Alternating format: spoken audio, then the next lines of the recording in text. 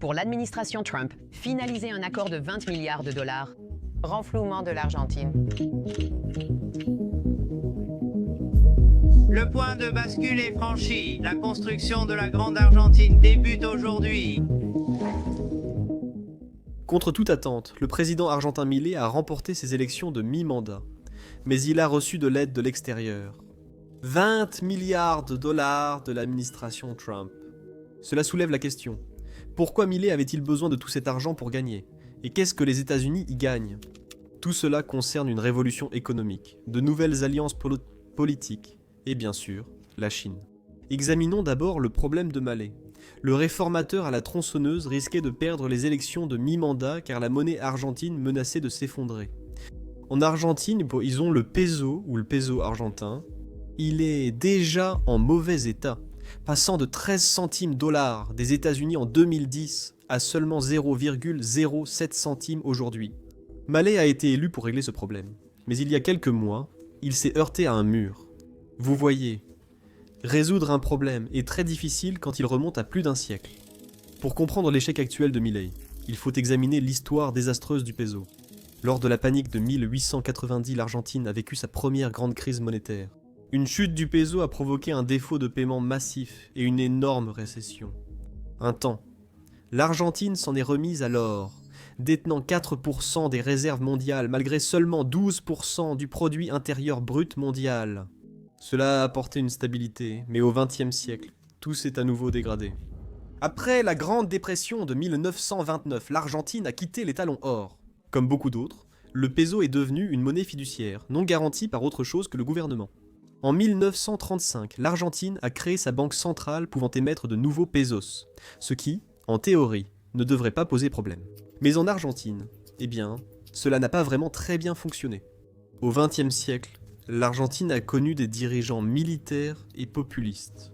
Ils aimaient jouer avec l'imprimante à billets, la banque centrale. Le dirigeant populiste Perón, premier à agir ainsi, influence encore aujourd'hui le mouvement péroniste. On peut dire sans risque que la monnaie de l'Argentine n'a aucune stabilité, et la création monétaire constante faisait qu'elle ne cessait de perdre de la valeur. Il y avait alors certaines personnes qui poussaient à la réforme avec l'idée radicale d'arrêter d'imprimer des pesos, mais ils n'ont pas réussi à mettre leur plan à exécution. Dans les années 1980, l'inflation a frôlé les 1000%.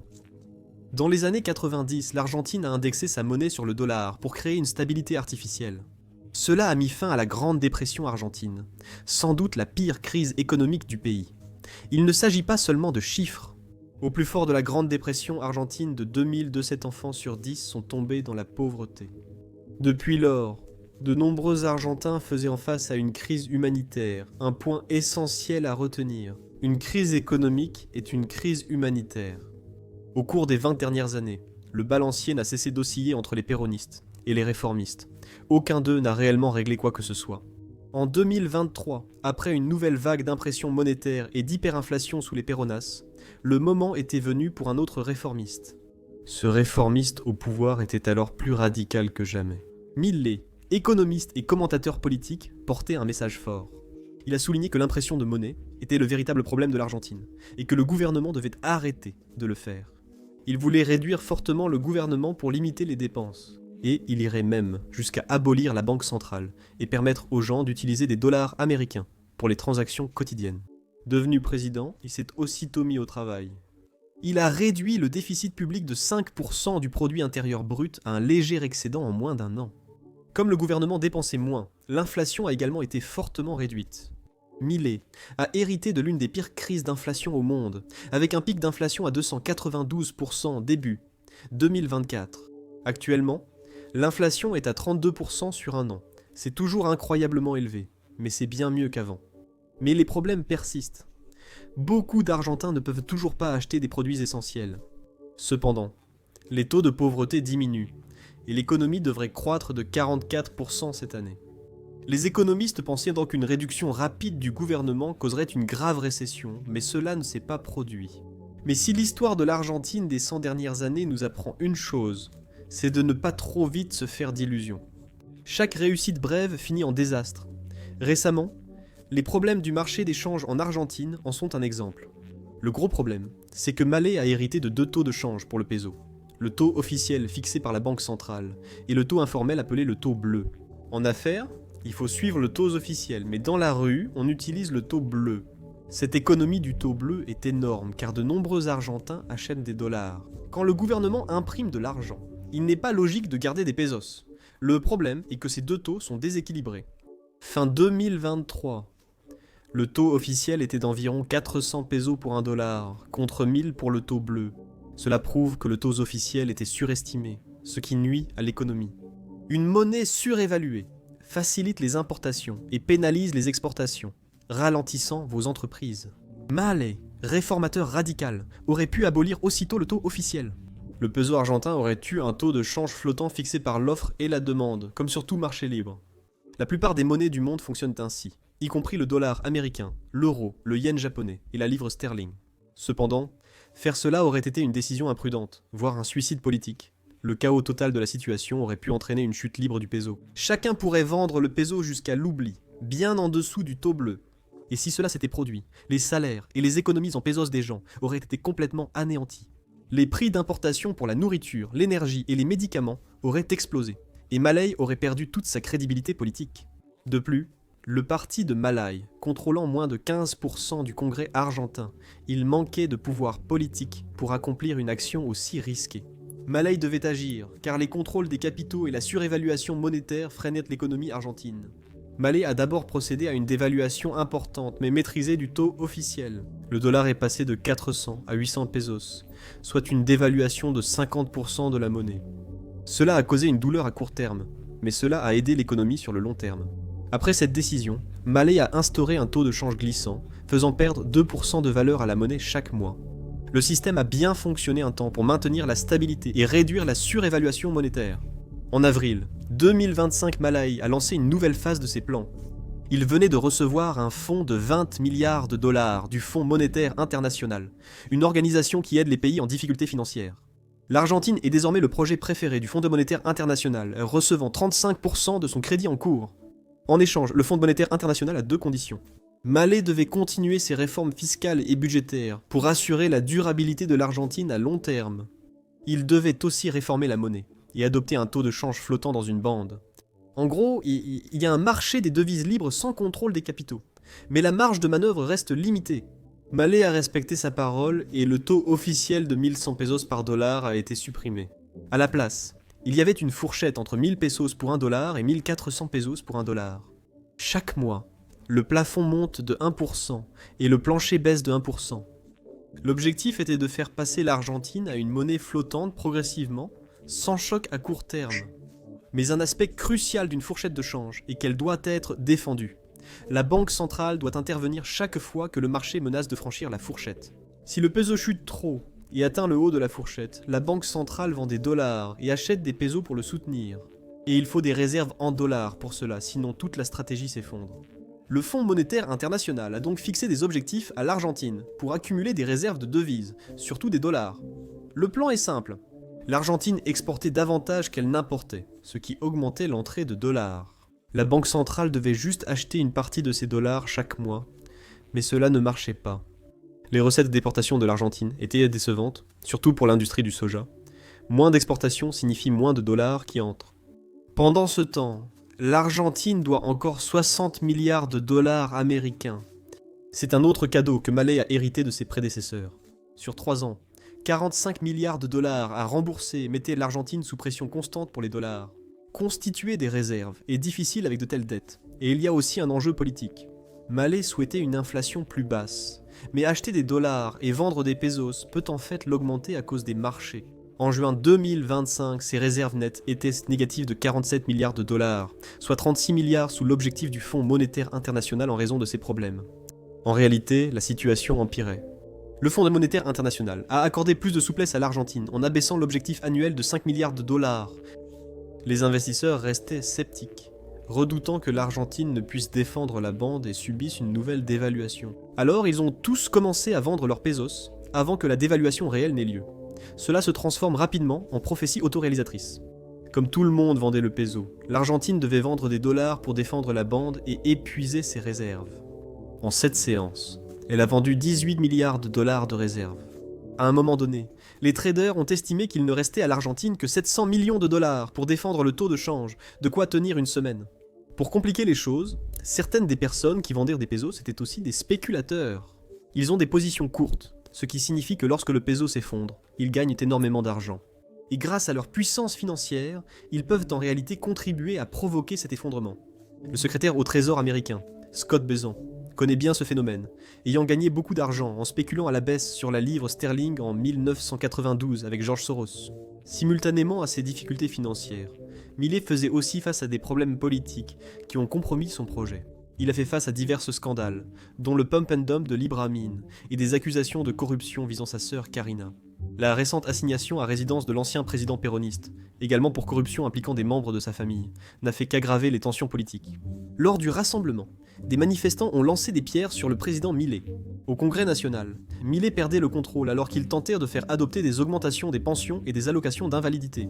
Milei, furieux, a opposé son veto, déclarant « Le Congrès est pris en otage par le pire de la classe politique argentine.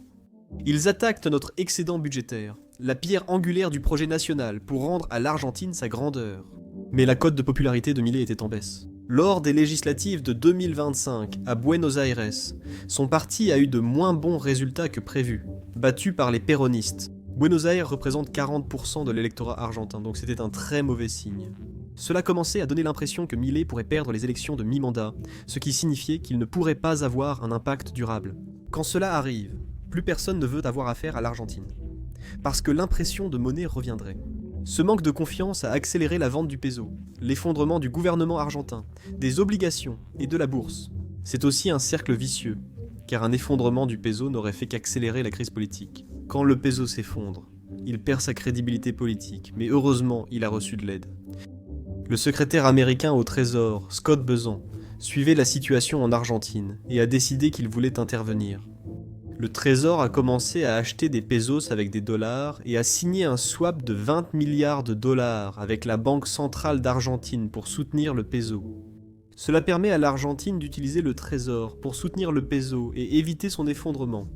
L'argent vient du Fonds de stabilisation des changes du Trésor, doté de plus de 200 milliards de dollars. Bessent a aussi obtenu 20 milliards de dollars de prêts du secteur privé. Et il a donné beaucoup de garanties solides dans une position où les mots ont beaucoup de poids. Il a déclaré que nous sommes prêts à faire tout ce qu'il faut pour soutenir l'Argentine et le peuple argentin.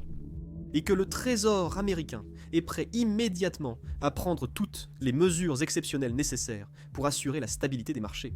Après ces annonces, le peso, les obligations et les actions argentines se sont redressés. Il faut noter qu'un tel échange de devises a déjà eu lieu. En 1995, lorsque le Mexique a eu des problèmes avec sa propre monnaie, le peso, les États-Unis ont aussi accordé un swap de devises de 20 milliards de dollars via le Fonds de stabilisation des changes. Le swap de devises avec le Mexique a en fait généré un bénéfice de 500 millions de dollars, donc cela n'a en réalité rien coûté aux contribuables américains. Mais le Mexique est différent de l'Argentine. L'un est le voisin des États-Unis, tandis que l'autre se trouve à plus de 5000 miles de distance. La question évidente est, pourquoi les États-Unis viendraient-ils en aide à l'Argentine? Les critiques estiment que financer l'Argentine n'est pas une politique America First. Les producteurs américains de soja, touchés par la guerre commerciale avec la Chine, n'apprécient pas que des fonds aillent à l'Argentine, leur principal rival. Elizabeth Warren et d'autres démocrates pensent que Scott Bessent pourrait aider plusieurs amis investisseurs. Des fonds comme BlackRock, Fidelity, ou des investisseurs tels que Stanley Druckenmiller et Robert Citrone jouent ici des sommes importantes. Et ces personnes, tant réticentes, ont des relations très étroites avec le secrétaire au Trésor Scott Bessent, en raison de ses années dans l'investissement. Bien sûr, Bessent rejette toutes ces allégations. Il a affirmé à CNBC qu'il était totalement faux de dire qu'ils aidaient les Américains riches avec des intérêts là-bas. Nous maintenons l'intérêt stratégique des États-Unis dans l'hémisphère occidental, principale raison du plan de sauvetage. Bessent a qualifié l'Argentine d'allié américain clé en Amérique latine. Il ne veut pas que l'Argentine devienne un État en faillite comme le Venezuela, mais surtout empêcher la Chine d'y entrer. Trump a dit à Milei de se limiter à un peu de commerce et de ne pas aller plus loin. Vous ne devriez certainement rien faire qui ait un rapport avec l'armée, avec la Chine, et si c'est ce qui se passe, je serai très contrarié. Scott Bessent en a aussi discuté directement avec le ministre de l'économie argentin. Les États-Unis cherchent à restreindre l'accès de la Chine aux ressources argentines, surtout terres rares et uranium. De plus, ils veulent que l'Argentine signe des accords avec des entreprises minières et de télécommunications américaines, plutôt qu'avec des entreprises chinoises. Mais si les États-Unis veulent empêcher l'Argentine de s'allier à la Chine, beaucoup de travail reste à faire.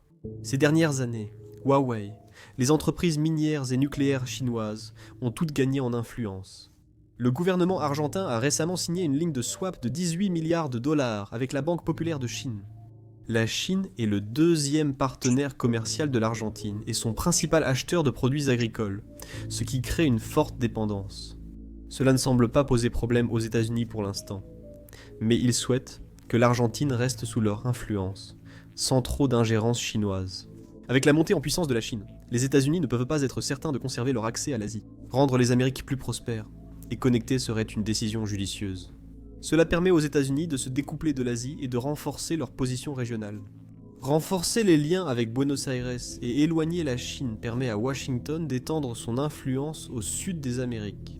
On surnomme cette stratégie la doctrine Monroe, variante de la doctrine Monroe. Mais aujourd'hui, sous Donald Trump, les actions envers le Venezuela et la Colombie relèvent aussi de cette stratégie.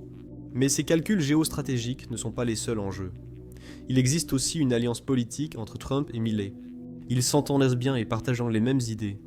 Comme Trump l'a dit, Milei est totalement Make America Great Again. C'est redonner à l'Argentine sa grandeur. Besanta a également commenté cela en disant que si vous faites ce qu'il faut, si vous suivez de bonnes politiques, si vous êtes aligné avec les valeurs des États-Unis, nous sommes prêts à fournir une assistance lorsque les choses sortent de l'équilibre. Il a même qualifié le programme de réforme de Milei d'importance systémique. Peu avant les élections de mi-mandat en Argentine, Milei a été invité à la Maison-Blanche. Le président Trump adopte désormais une position active sur la politique argentine.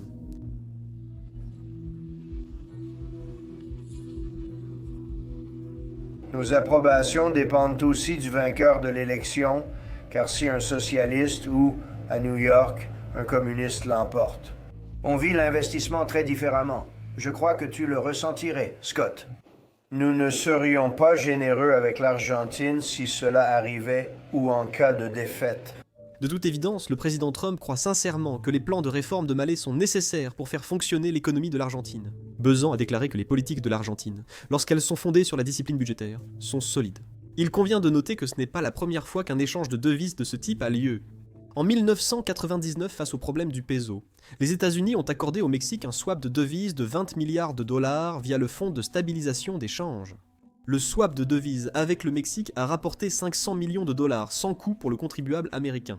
Parallèlement, cela a renforcé les liens de Washington avec son voisin et aidé l'un de ses plus grands partenaires commerciaux. Le swap de devises avec l'Argentine différait de celui avec le Mexique, car il dépendait totalement des élections de mi-mandat. Si le parti de Milei n'obtenait pas de bons résultats, les deux partis seraient en difficulté. Milei échouerait à appliquer la réforme, entraînant l'effondrement de la monnaie. Les États-Unis auraient aussi perdu une grande partie du swap de 20 milliards de dollars, faute de stratégie de sortie. Heureusement, cela ne s'est pas produit car le parti de Milei a remporté une victoire décisive aux élections de mi-mandat. Il a remporté Buenos Aires malgré une récente défaite là-bas. Les marchés obligataires, boursiers et des devises ont bondi, les investisseurs retrouvant vite confiance dans le projet de réforme de Milei. En achetant le peso, le Trésor américain a en fait réalisé un bénéfice, ce que Scott Bessent avait déjà prédit lors d'entretiens précédents. Bien qu'il ne l'ait pas fait pour gagner de l'argent à proprement parler, Trump était satisfait du résultat de Milei, affirmant qu'il avait reçu beaucoup d'aide de notre part. Milei bénéficie de 2 ans de mandat en plus, avec un pouvoir renforcé et un plus grand soutien des États-Unis. L'Argentine pourrait enfin sortir de son cycle économique destructeur, mais beaucoup reste à faire pour un changement durable. Un ancien ministre argentin de l'économie avait beaucoup à dire à ce sujet. Il a dit que l'Argentine pourrait entrer dans un cercle vertueux où les réserves augmentent et où l'Argentine devient un investissement plus attractif.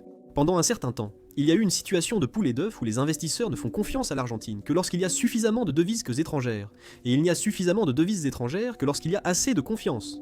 Maintenant, la confiance semble revenir et le problème se résout de lui-même. Cependant, Milei doit redoubler d'efforts dans ses réformes, encore plus maintenant qu'il y a 2 ans. Le ministre de l'économie a précisé que le marché surveillera si vous prenez enfin les décisions difficiles repoussées. Jusqu'après les élections, il n'y aura plus d'excuses. Il devra poursuivre la réduction des réglementations et subventions, promouvoir les marchés libres et stabiliser le budget. Supprimer les restrictions sur les capitaux et promouvoir le libre-échange causeront des difficultés temporaires, mais auront des avantages durables. Milei pourrait même avoir l'occasion de mettre en œuvre ses réformes les plus radicales. Abolir la banque centrale, bien que très radicale, supprimerait définitivement la capacité d'imprimer de l'argent. La légalisation de l'utilisation du dollar américain permettrait à Mallet de réaliser son rêve de concurrence libre des monnaies, et ne ferait que rapprocher davantage l'Argentine des États-Unis. Ce qui va se passer en Argentine est crucial, non seulement pour le pays, mais aussi pour les États-Unis et ses voisins. Parce que tout le monde en Amérique latine regarde l'Argentine comme une feuille de route possible pour échapper aux problèmes qui touchent toute la région. Merci d'avoir regardé.